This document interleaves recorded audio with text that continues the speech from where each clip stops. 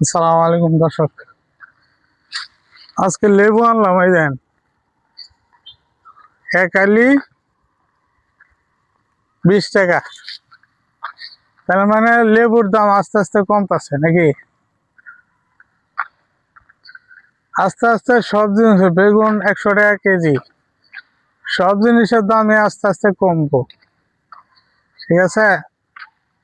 কারণ ঘটনা হয়েছে, কটা বুরিন্দা লইছি আর লেবু লইছি। দেখি লেবুর উপরে কত অত্যাচার চলে।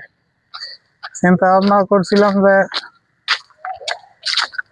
লেবু রোজার সময় লেবু কিনবো না, কিন্তু এখন জিজ্ঞেস করলাম যে লেবু কত আলি। শুরু শুরু লেবু, মুরগির আন্ডার সে ছোট, এইটার দাম আপনার একটার দাম 5 টাকা পড়ছে, 20 টাকা। যাক, এটা একটু কম আছে।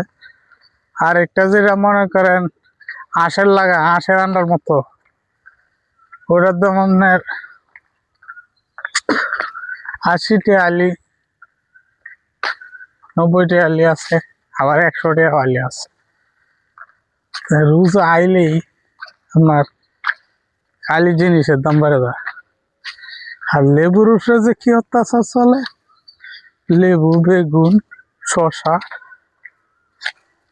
মনে করেন এইগুলা তো বলাই যায় না কি অবস্থা যে চলে, দামই বলা যায় না। তার মানে অন্য নিলে নিবেন, না নিলে নাই।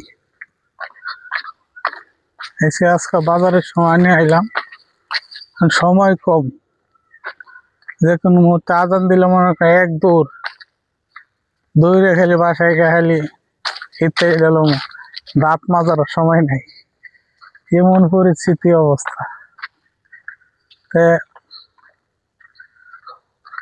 এই যদি হয় দেশের অবস্থা, আর রমজানে যদি নিত্য প্রয়োজনের বাজারের দাম যদি না কমে, তাহলে মানুষ তো, যারা চাকরিজীবী মানুষ তারা তো কিছু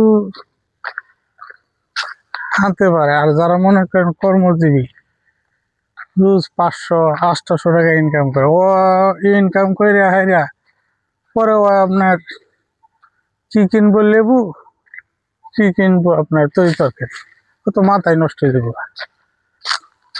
তাহলে এই যে নিম্নবিত্ত যেটা পরিবার, এরা চলবো কিভাবে?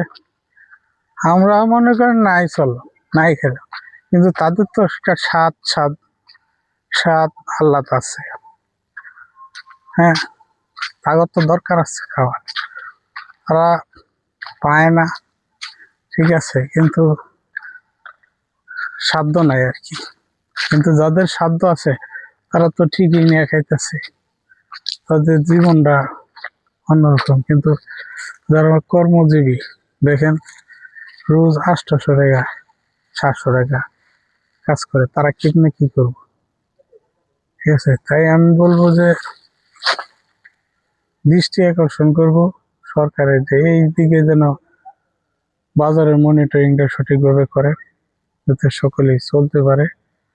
হ্যাঁ, ভিডিওটা সবাই শেয়ার করে দেবেন। ধন্যবাদ সকলকে।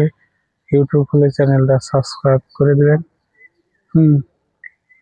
লাইক করে দেবেন, হ্যাঁ, এবং কমেন্ট করবেন। ধন্যবাদ সকলকে। খুদা হাফেজ। ইফতারি টাইম হয়ে গেছে। আল্লাহ হাফেজ।